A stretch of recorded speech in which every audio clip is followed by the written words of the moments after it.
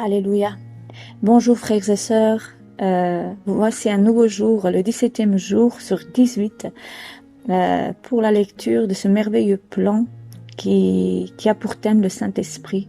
Donc dans la présence, dans l'intimité du Saint-Esprit.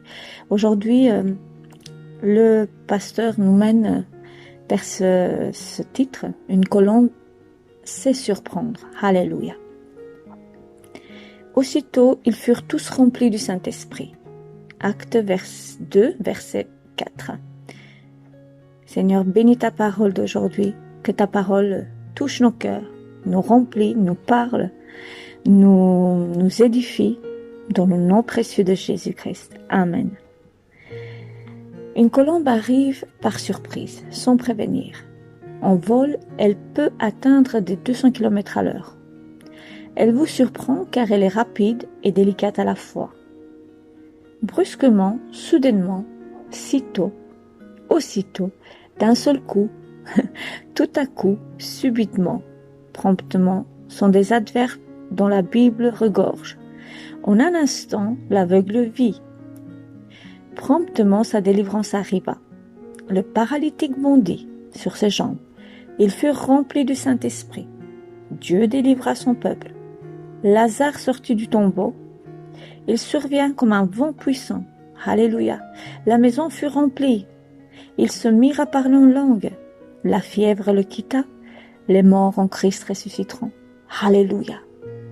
Je prie pour que ce tout à coup, brusquement, soudainement, sitôt, aussitôt, d'un seul coup, puisse venir dans votre vie,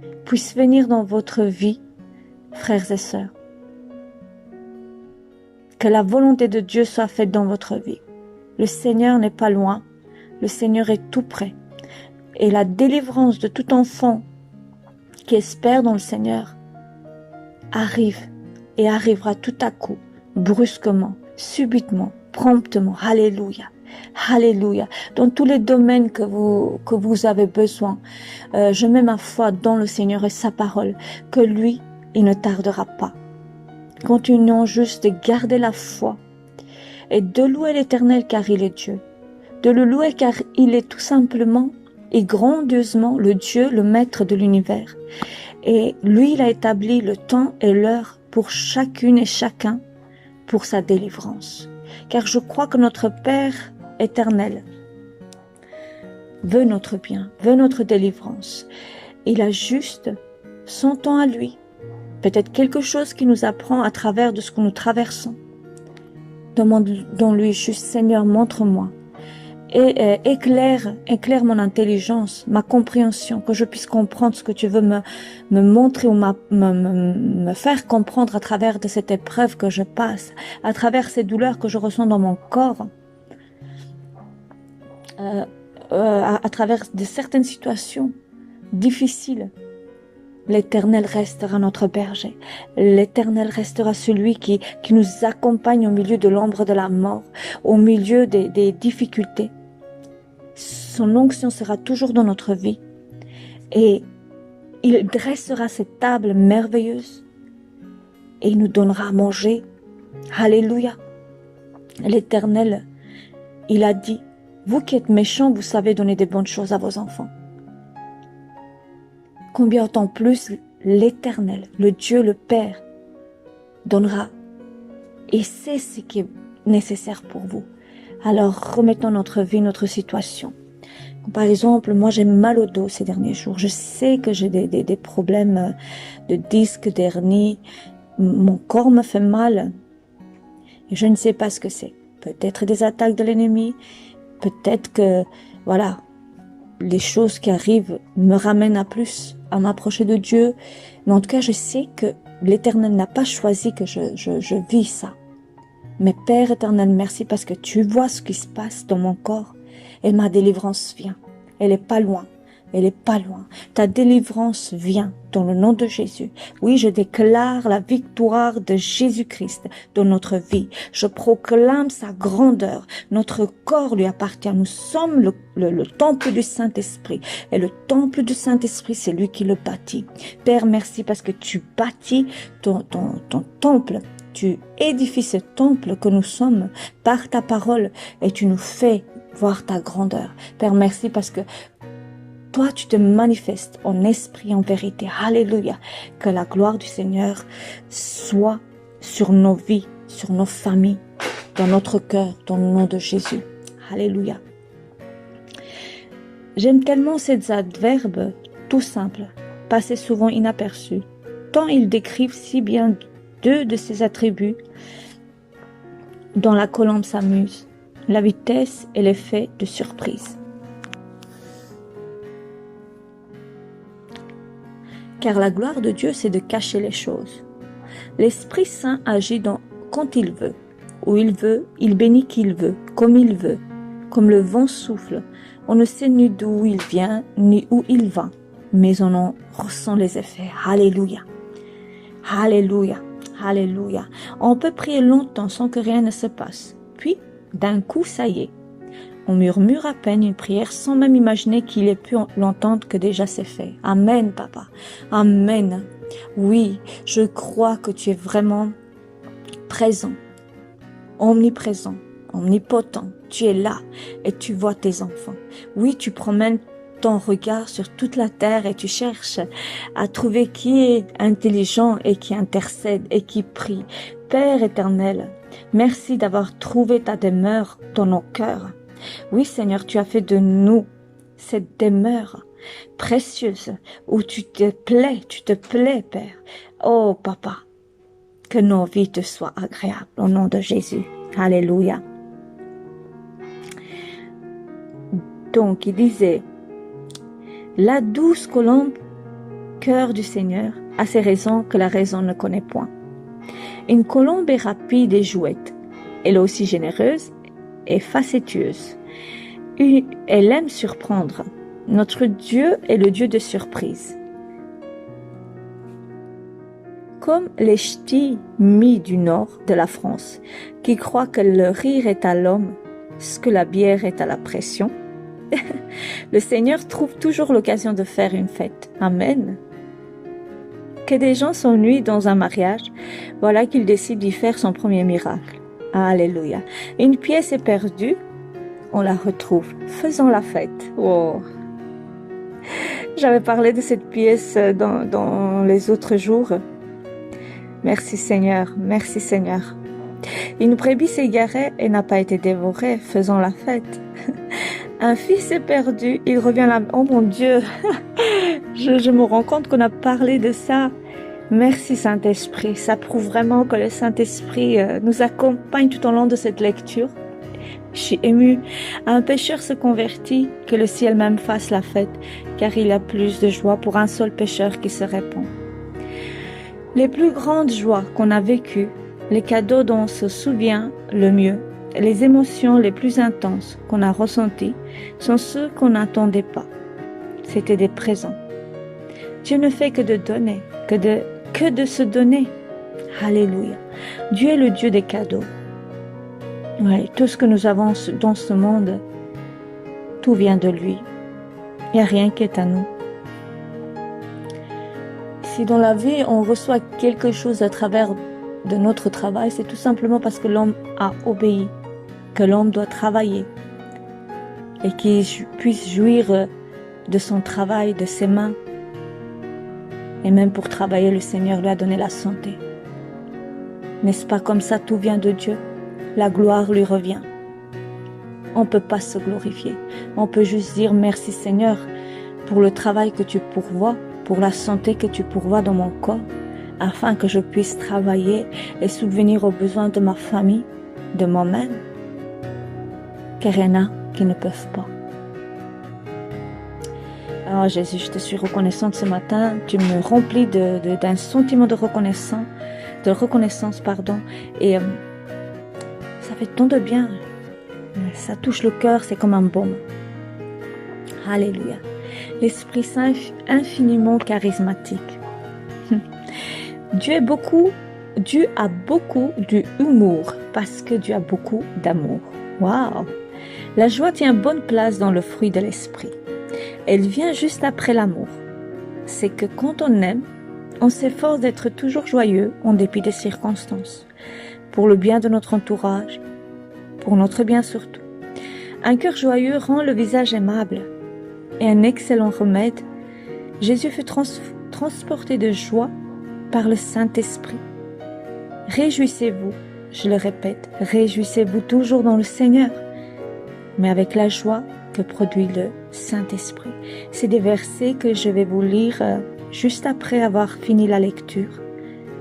C'est parce que c'est tiré des versets de la Bible. Donc finalement, ce n'est pas pour rien que l'une des manifestations les plus courantes, voire même un peu gênantes, qui se produisent lors des réunions de réveil, sont la joie et les rires. C'est que la joie et la gratitude déclenchent le miracle.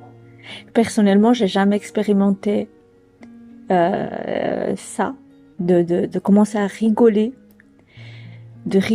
tellement. Moi, j'en ai vu des autres et je me demandais comment c'est possible. Mais moi, j'ai la joie du Seigneur tout le temps, en fait. Je rigole pas pour rien, mais je veux dire, je peux avoir des problèmes et je souris, j'ai la joie.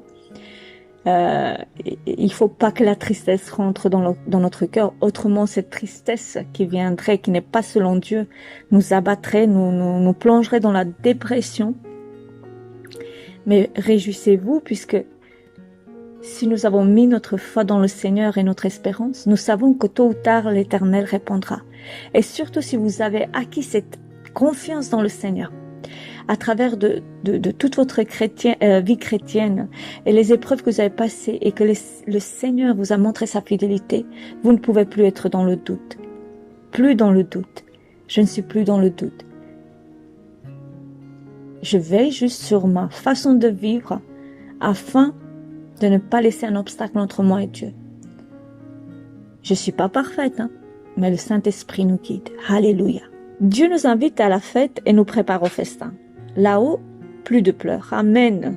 Plus de tristesse. C'est donc sur terre qu'on s'entraîne à la danse en couple avec notre belle colombe. Waouh! Qu'on s'habitue à reconnaître sa plume qui nous frôle, son souffle qui nous parcourt, son chuchotement qui nous conseille, son amour qui nous touche et sa joie qui nous inonde.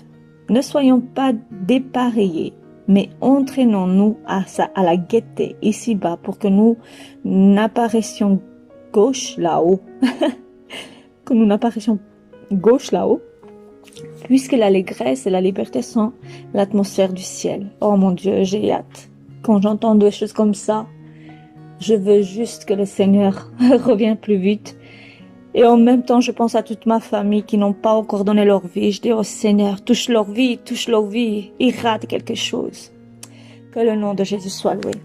De son temps déjà, Martin Luther plaisantait. Si on ne peut pas rire au paradis, alors je ne vais pas y aller. Oh, il avait dit ça alors. La joie, c'est la liberté qui s'exprime. Amen. La prière d'aujourd'hui. Alors frères et sœurs, si vous éprouvez pas la joie, cette prière sera pour demander la joie dans notre vie, dans notre cœur, la joie qui en fait, cette espérance peut-être, cette espérance qui produit la joie et l'amour de Dieu dans notre vie, l'amour de Dieu dans notre vie, mais aussi pour les autres. Alléluia, oui, alléluia. Prière d'aujourd'hui. Seigneur, donne-moi la joie dans cette vie. Amen. La joie de ton salut. La joie de recevoir tes dons. Alléluia. Alléluia. Frères et sœurs, si vous avez reçu le don de parler et que vous ressentez que le Saint-Esprit vous saisit pour prier en langue, priez en langue. Il nous édifie. Il nous donne le savoir. Il nous mène vers une prière. Oh, alléluia. Qui est directement vers le Père élevé. Alléluia. La joie de donner et la joie de me donner pour la joie des autres. Alléluia. Dans le nom de Jésus. Amen. Que la volonté de Dieu soit faite. Que notre vie soit remplie de la joie du Seigneur. La joie du Saint-Esprit. Réjouissons-nous de ce salut que nous avons reçu. Quelle grâce que Dieu nous a fait que de connaître le Seigneur, de savoir ce qu'il a fait pour nous et de le reconnaître comme fils de Dieu, comme fils de Dieu. Il y en a encore ceux qui sont dans le monde que c'est voilé pour eux. Oh mon Dieu, que ce voile se retire, que ce voile se retire de leur vie et que tu puisses toucher leur cœur. Oui Seigneur, que ce voile se déchire de la même manière le jour où tu as été crucifié, de haut en bas, dans la vie de ma famille, de mes enfants, dans la vie de la famille de mes frères et sœurs, que ce voile qui les empêche de venir à toi soit brisé, déchiré de haut en bas, au nom de Jésus-Christ de Nazareth. Et qu'ils puissent voir ta grandeur, qu'ils puissent voir que tu es le roi des rois, que tu es la vérité, que tu es le chemin, que tu es la vérité, l'amour, la justice de Dieu, le Fils de Dieu. Alléluia. Tu es la vérité, la vie, le chemin. Ô Éternel, s'ils viennent pas à toi, ils n'ont pas la vie. Et tu le sais. Et tu nous l'as fait connaître à nous. Seigneur, et nous voici pour demander ta grâce de te manifester puissamment dans la vie de ma famille et de la famille de mes frères et sœurs. Que le nom de Jésus soit loué. Alléluia.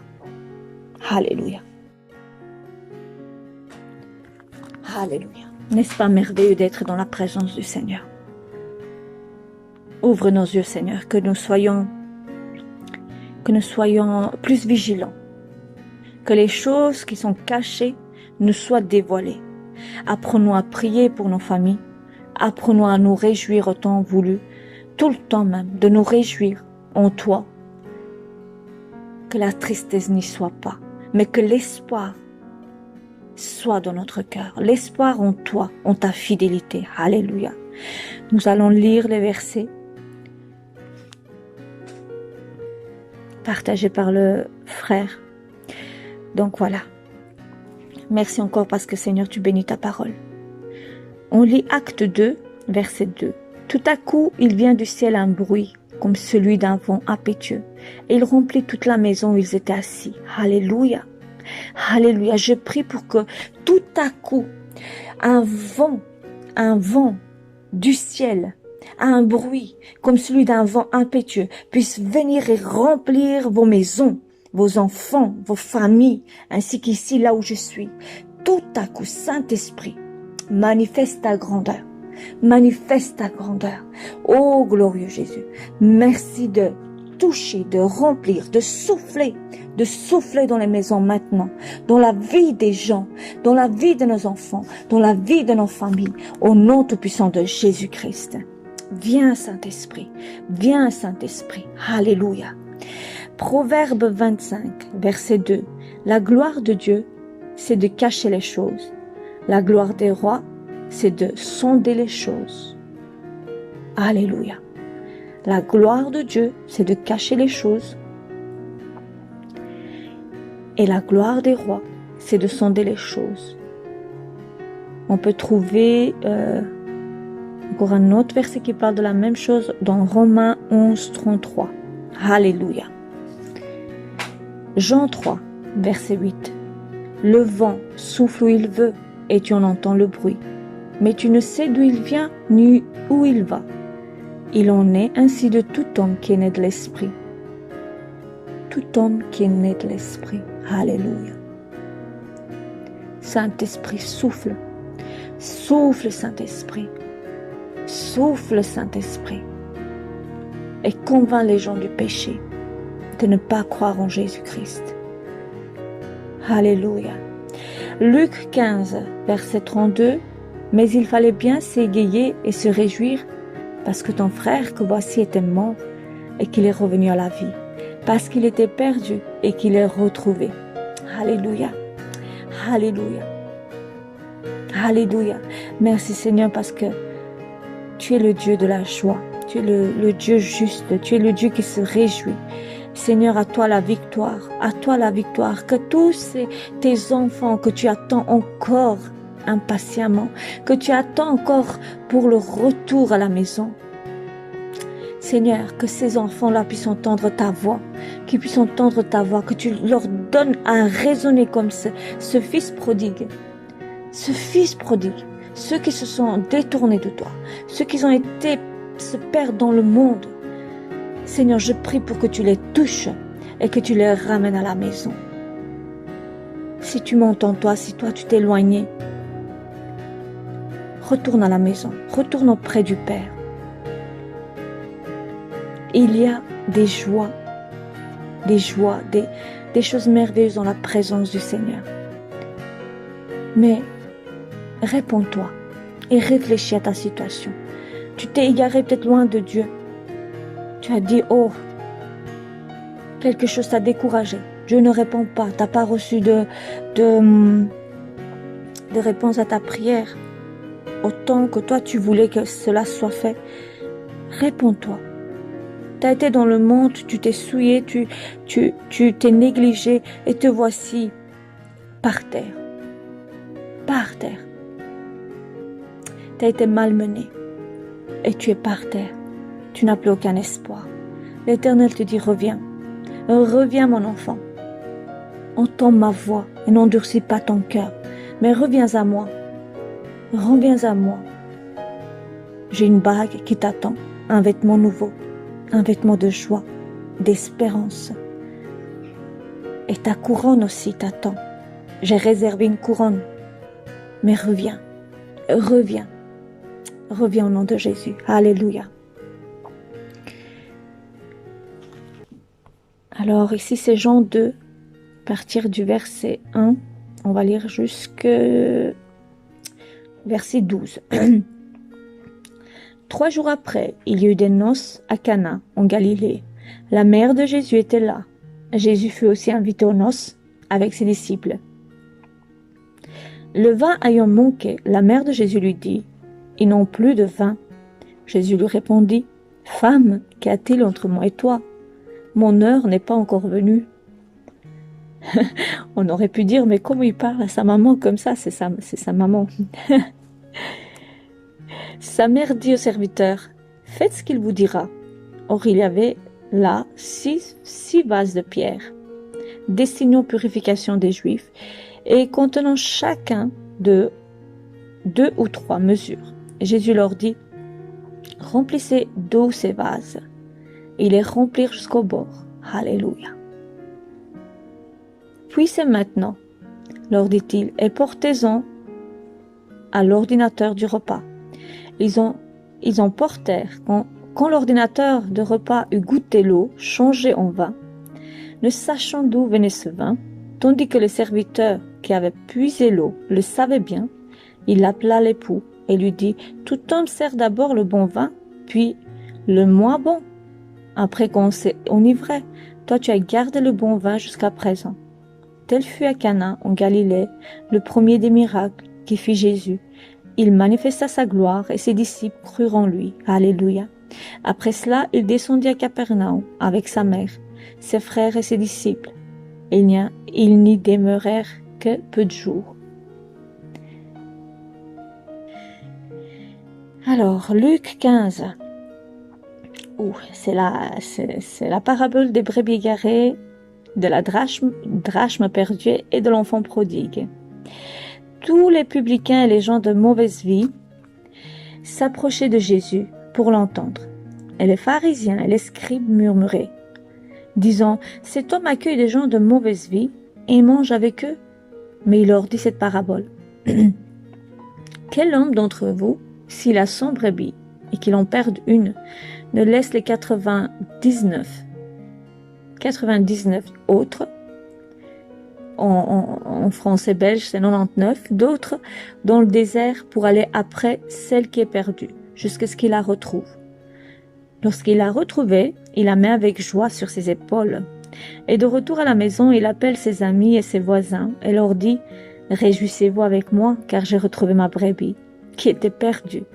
De même, je vous le dis, il y aura plus de joie dans le ciel pour un seul pécheur qui se répand, que pour 99 justes qui n'ont pas besoin de repentance.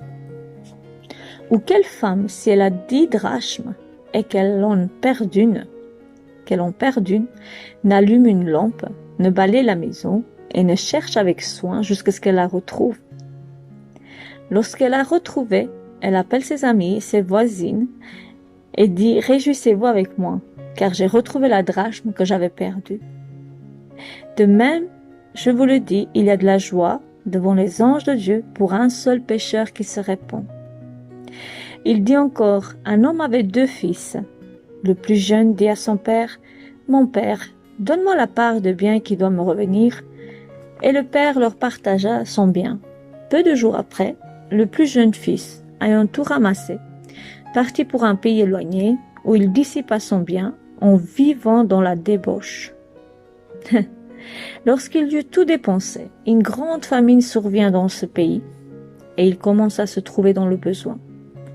Il alla se mettre au service d'un des habitants du pays qui l'envoyait dans ses champs garder les pourceaux.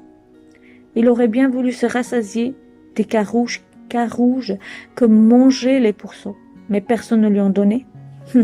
Mon Dieu. Et en rentrant lui-même, il se dit, « Combien de mercenaires chez mon père ont du pain en abondance, et moi ici je meurs de faim. Je me lèverai et j'irai vers mon père, et je lui dirai, « Mon père, j'ai péché contre le ciel et contre toi. Je ne suis plus digne d'être appelé ton fils. Traite-moi comme l'un de tes mercenaires. Oh mon Dieu. » Il se leva et alla vers son père. Comme il est encore loin, son père le vit. Moi, ça me fait pleurer. Oh Seigneur, comme il est encore loin, son père le vit et fut ému de compassion. Il courut se jeter à son cou et le baisa. Le fils lui dit, « Mon père, j'ai péché contre le ciel et contre toi. Je ne suis plus digne d'être appelé ton fils. » Mais le père dit à ses serviteurs, « Apportez vite la plus belle robe. » Et l'en revêtez. Mettez-lui un anneau au doigt et de souliers aux pieds. Mon Dieu. Oh mon Dieu. Amenez le veau gras et tuez-le. Mangeons et réjouissons-nous. Car mon fils que voici était mort, il est revenu à la vie. Il était perdu et il est retrouvé. Ils commencèrent à se réjouir. Or le fils aîné était dans le champ lorsqu'il revint et approcha de la maison. Il entendit la musique et les danses.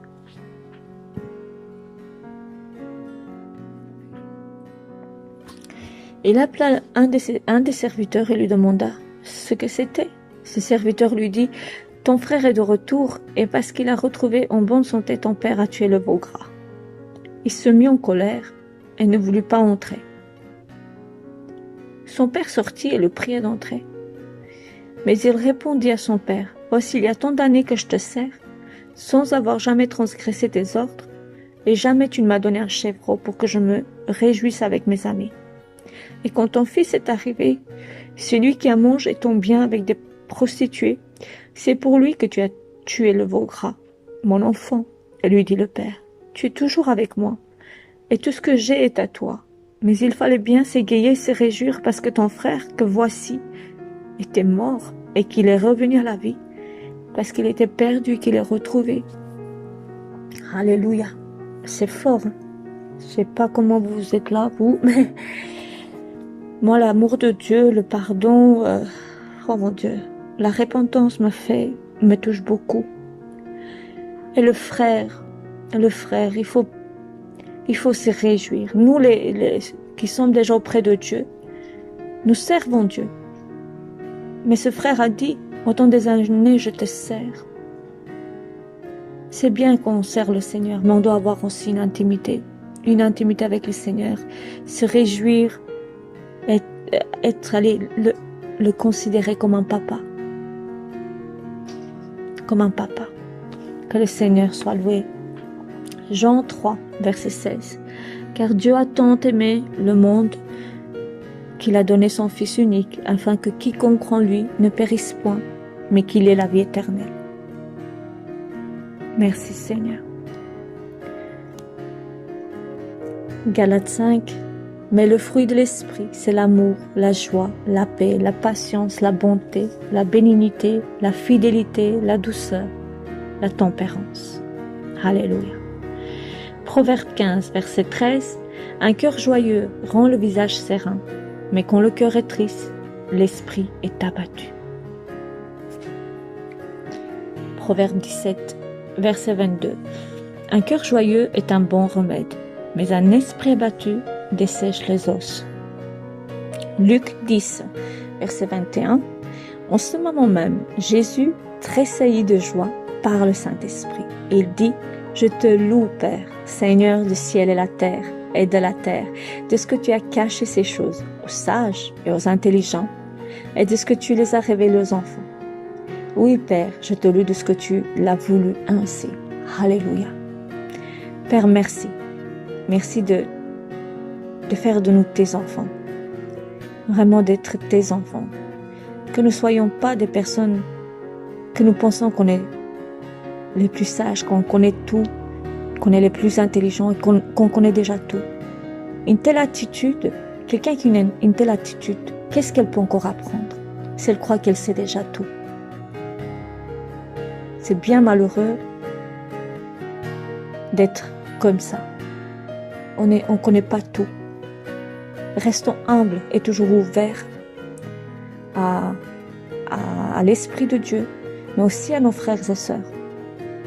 Ça, c'est encore une autre chose que j'ai remarqué, que nous, frères et sœurs, entre nous, il y a quand même une compétition de connaître qui connaît mieux la parole.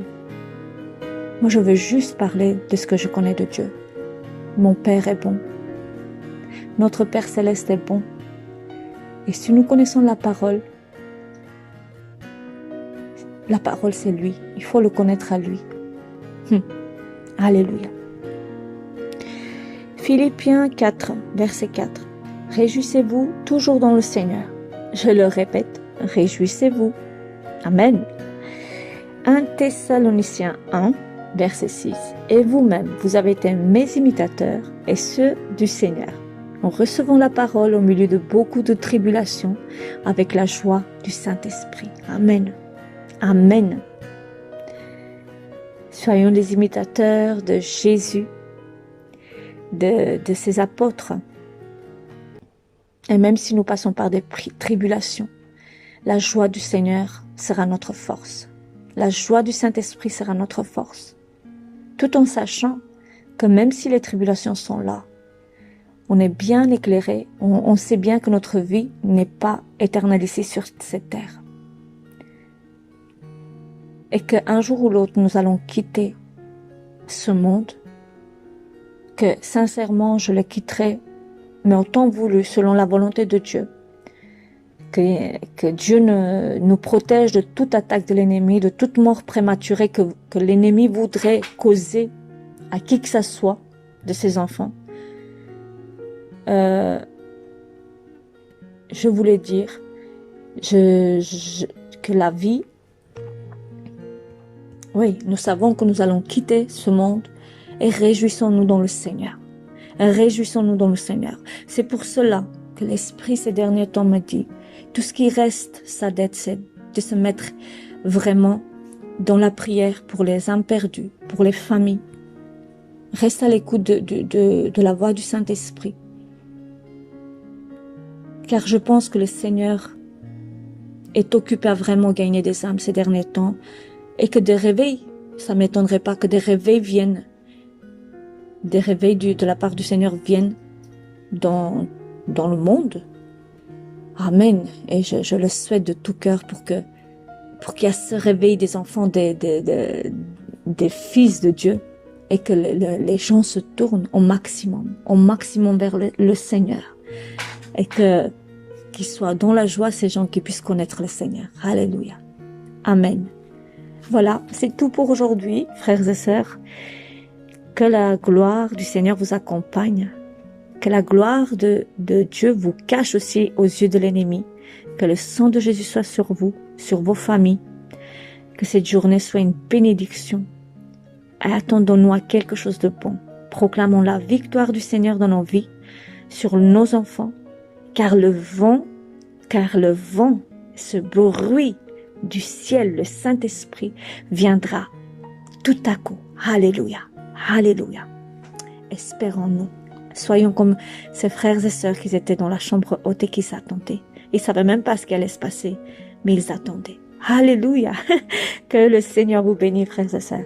Et à demain pour le dernier jour.